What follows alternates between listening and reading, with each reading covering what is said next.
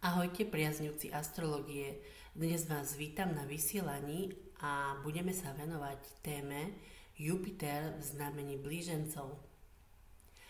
Jupiter ako planéta šťastia a expanzie je od 26.5.2024 v znamení blížencov a táto energia nám bude k dispozícii celý nasledujúci rok až do 10.6.2025. Už som o tomto pohybe písala na stránke www.astrohviezdy.sk. Tam je podrobnejšie rozobrané, aká téma sa otvára a ktorá oblasť v živote alebo celkovo oblasť v spoločnosti bude výrazným spôsobom podporená. K tomuto článku sa dostanete na mojej webovej stránke www.astrohviezdy.sk. Tento článok je prístupný pre všetkých. Na stránke Patreonu sa venujem každému aspektu, ktorý Jupiter vytvorí v roku 2024. Sú tam uvedené presné dátumy alebo presné časové obdobia a charakter aspektov, ktoré pôsobia. Na základe tohto článku si môžete naplánovať svoje aktivity. Ak máte na pláne nejaké dôležité činnosti, tak môžete využiť vlastne tieto informácie, pretože ja tam presne popisujem, čo sa bude diať, aká oblasť je podporená, alebo naopak, aké prekážky môžete očakávať. Tento článok je prístupný pre všetkých zaregistrovaných na tejto platforme. Takže ak sa chcete k tomuto článku dostať, stačí sa zaregistrovať. Takže využite túto možnosť. V tomto videu sa budem venovať hlavne znameniu barana, býka a blížencov a im načrtnem, aká oblasť ich živote bude najviac podporená. Je však veľmi dôležité, aby ste poznali, kde vám padá osa ascendentu. Ak s tým máte problém alebo neviete si urobiť tento diagram, môžete mi kľudne napísať do správy alebo pod video.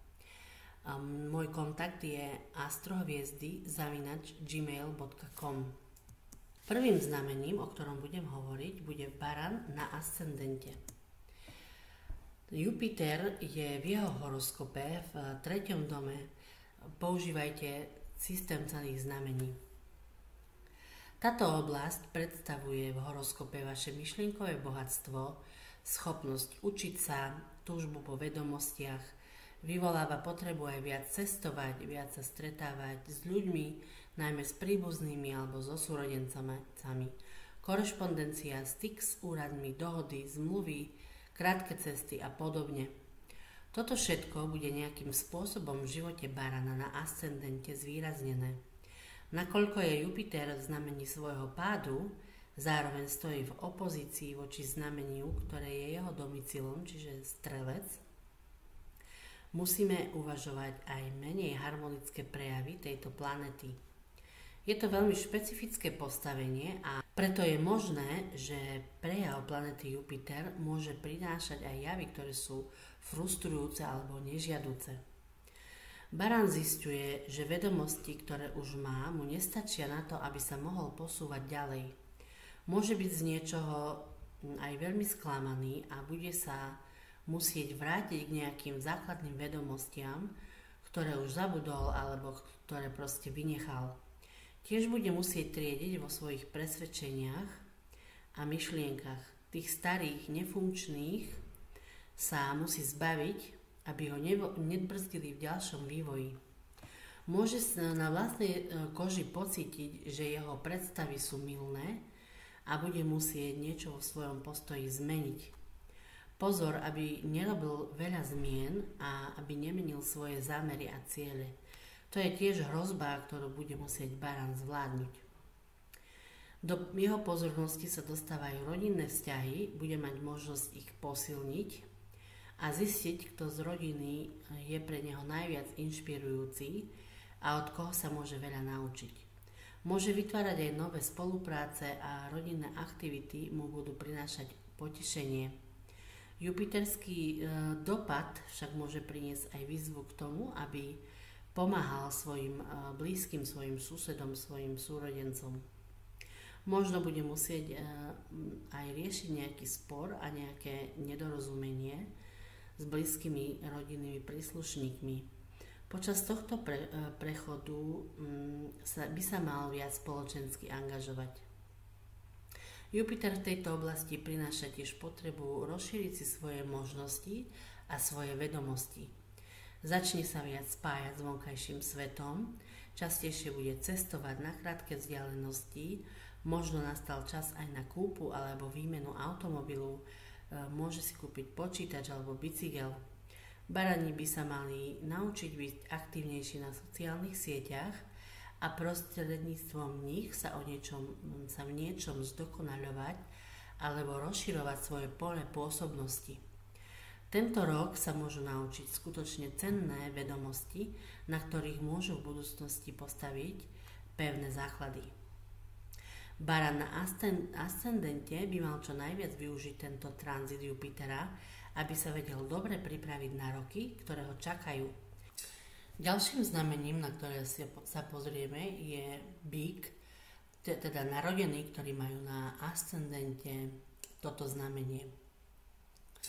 Jupiter sa pohybuje znamením blížencov a nachádza sa v horoskope v 2. dome. Používajte systém celých znamení.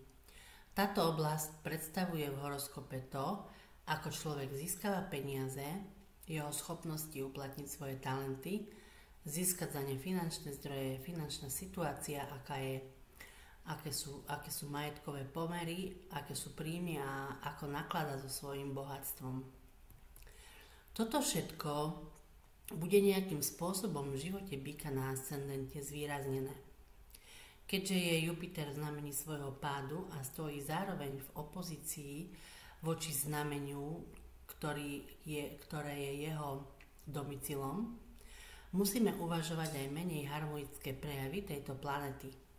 Je to veľmi špecifické postavenie a preto sa posudzuje pohyb planety Jupiter trošku inak ako po iné roky. Preto je možné, že prejav planety môže prinášať aj javy, ktoré budú dosť frustrujúce. Bík na ascendente mal do mája 2024 planetu Jupiter vo svojom 1. dome. Mal možnosť zvýšiť svoje sebavedomie, mohol sa nejakým spôsobom pozerať na seba a svoju životnú cestu úplne inak. Tento nový postoj sa teraz môže pretaviť do jeho schopnosti ceniť si svoj čas a preto už nebude váhať s tým, aby požadoval lepšie ocenenie jeho práce.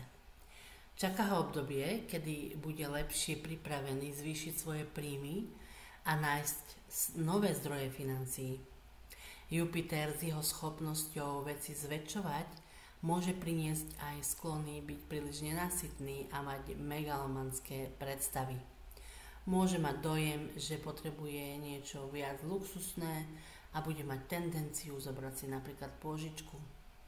Je tiež možné, že musí platiť väčšie dane ako doteraz. Finančná situácia ho môže aj prekvapiť a ak múdro zainvestuje, bude to pre neho pozitívne prekvapenie.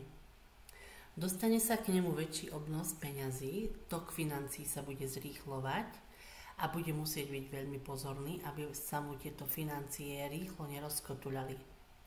Mal by sa vyhnúť tomu, že bude svoje financie požičiavať.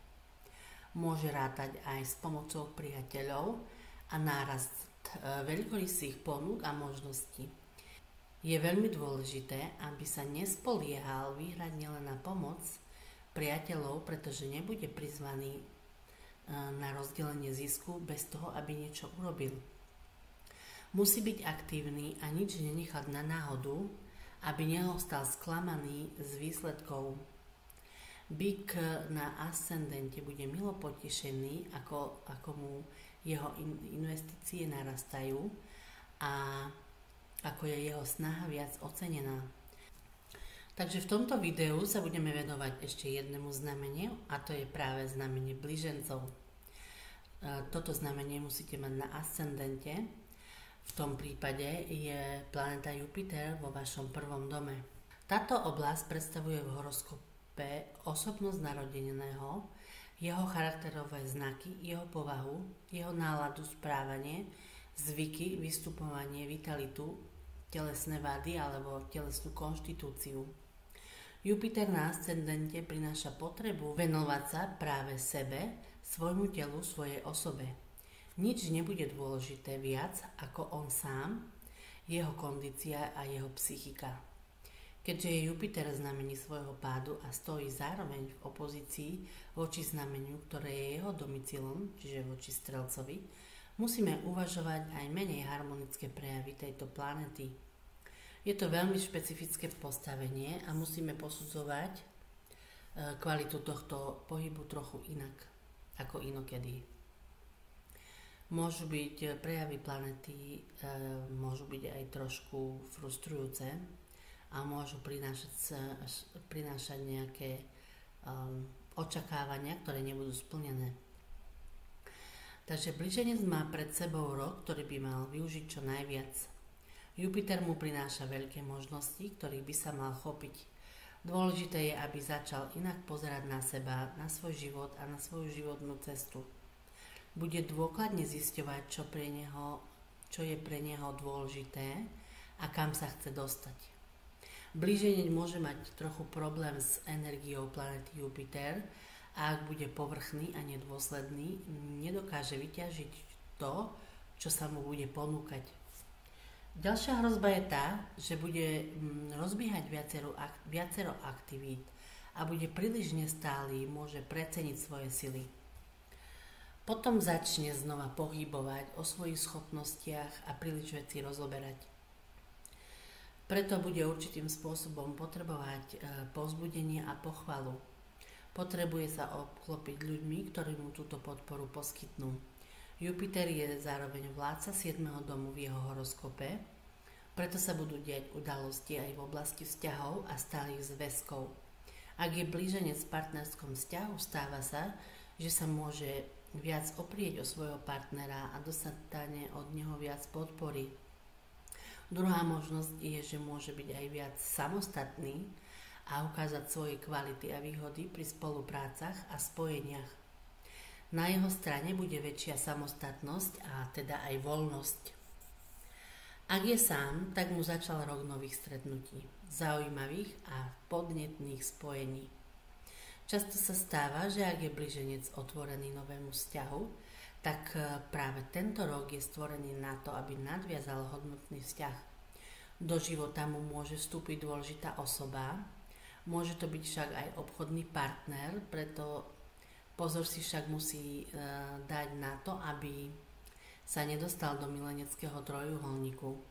Jupiter a jeho stav prináša aj túto hrozbu. Blíženec na ascendente si bude môcť posilniť svoje sebavedomie a pustiť sa do projektov, na ktoré nemal doteraz odvahu. Môže riešiť aj otázky svojho poslania a úspechu. Bude mať pred sebou nové méty, ktoré by chcel dosiahnuť. Mal by si stanoviť dlhodobejšie ciele. Nie všetko sa mu podarí v tomto roku. Tento článok tiež nájdete na stránke www.astrohviezdy.com. Venujem sa tam každému znameniu osobitne.